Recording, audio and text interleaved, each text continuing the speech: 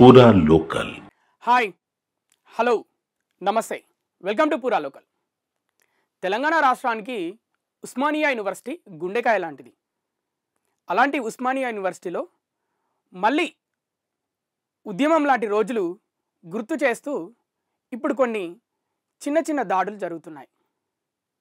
అవేంటో ఇప్పుడు తెలుసుకుందాం. డిఎస్సి వాయిదా కోరుతూ అభ్యర్థులు, విద్యార్థి సంఘాలు నిరసనలు తెలుపుతున్నారు ఉస్మానియా యూనివర్సిటీలో.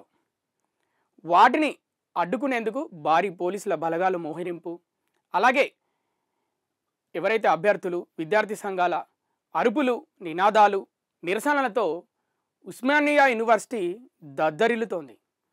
అలాగే కవర్ చేస్తున్న మీడియాపై కూడా పోలీసులు ఉక్కుపాదం మోపుతున్నారు. వందలాది మంది పోలీసులు వాళ్ళ బూట్ల చప్పుళ్ళు, అలాగే వారి బెదిరింపులు, వాటితో ఉస్మానియా యూనివర్సిటీలో ఒక భయానక వాతావరణం నెలకొంది. దీంతో ఒకప్పటి సమైక్య పాలనలో ఎదురైన సమస్యలు ఇప్పుడు కూడా మళ్ళీ స్వరాష్ట్ర పాలనలో ఎదురవుతున్నాయా అనే ఆరోపణలు వెల్లువెత్తుతున్నాయి. అసలేంటి, ఎందుకు ఇదంతా జరుగుతుంది ఒకసారి తెలుసుకుందాం. ఒక్కసారి మీరు ఉస్మానియా యూనివర్సిటీ క్యాంపస్ను ఇప్పుడు చూస్తే మీకే అర్థమవుతుంది. అదేదో దండకారణ్యము కాదు, అలాగే ఉగ్రవాదులు చొరబడే ఏరియా కాదు, ఉగ్రవాదులు ఉండే ఏరియా కాదు, అలాగే మావోయిస్టులు సంచరించే ఏరియా కాదు. కానీ ఎందుకు వందలాది మంది పోలీసులు అక్కడ ఇప్పుడు విద్యార్థులపైన, అలాగే విద్యార్థి సంఘాల నాయకులపైన, కవర్ చేస్తున్న మీడియా పైన, నిరసనలు కవర్ చేస్తున్న మీడియా పైన పిడిగుద్దులు, అలాగే అరెస్టులు, లాఠీ చార్జ్. ప్రస్తుతం ఇది ఉస్మానియా యూనివర్సిటీలో పరిస్థితి. డిఎస్సి పరీక్షలు వాయిదా వేసి ఎక్కువ పోస్టులతో మెగా డిఎస్సి వేయాలనేది అభ్యర్థులు, విద్యార్థి సంఘాలు, విద్యార్థుల యొక్క మనవి. దానికి తగ్గట్టుగానే వాళ్ళు గత కొన్ని రోజులుగా రాష్ట్ర వ్యాప్తంగా, అలాగే రాష్ట్ర రాజధాని అయిన హైదరాబాద్లో చాలా రకాలుగా నిరసనలు, ఆందోళనలు తెలుపుతున్నారు. అలాగే ఇంత జరుగుతున్న ప్రభుత్వం నిమ్మకు నీరెత్తనట్టుంది, అసలు పట్టించుకోవటం లేదు. ఎవరైతే ఆందోళన చేస్తున్నారో వారిపైన పరుష పదజాలంతో, అలాగే ఇష్టం వచ్చినట్టు మాట్లాడడం, తిట్టడం, ఎవరైతే ధర్నాలు చేపడుతున్నారో అభ్యర్థులు, డిఎస్సి అభ్యర్థులు, వారిని డైరెక్ట్ లాక్కెళ్ళి ఈడ్చుకెళ్ళి వ్యాన్లలో పడేయడము, అరెస్ట్ చేయడము, అక్రమ అరెస్టులు చేయడము, ఇలాంటివి మనం చూస్తున్నాం. గత ప్రభుత్వాలలో ఎప్పుడు ఇది చూడలేదు. మొదటగా ఇప్పుడు ఈ ప్రభుత్వంలో చూస్తున్నాం. మరి ఎందుకు ఇలా జరుగుతుంది, ఏంటి? గత ప్రభుత్వంలో ఏవైతే నిరుద్యోగ సమస్యలు ఉన్నాయో వాటన్నింటినీ తీర్చేస్తామంటూ కాంగ్రెస్ హైకమాండ్ సోనియా గాంధీ, రాహుల్ గాంధీ, ప్రియాంక గాంధీ, మల్లికార్జున ఖర్గే హామీలు ఇచ్చారు. అలాగే ప్రియాంక గాంధీతో యూత్ డిక్లరేషన్ సైతం చేయించారు. అలాగే మన రాష్ట్ర పెద్దలు రేవంత్ రెడ్డి, భట్టి విక్రమార్క, మేము అధికారంలోకి రాగానే జాబ్ క్యాలెండర్ వేసి సంవత్సరం లోపు 2 లక్షల ఉద్యోగాలు ఇస్తామని హామీ ఇచ్చారు. దీంతో ఆగకుండా రాహుల్ గాంధీ చిక్కడపల్లి లైబ్రరీకి వెళ్ళి అక్కడ నిరుద్యోగుల సమస్యలు అడిగి తెలుసుకున్నారు. ఇవన్నీ జస్ట్ ఉత్తిత్తి హామీలేనా? ఎలక్షన్లో గెలవడానికేనా?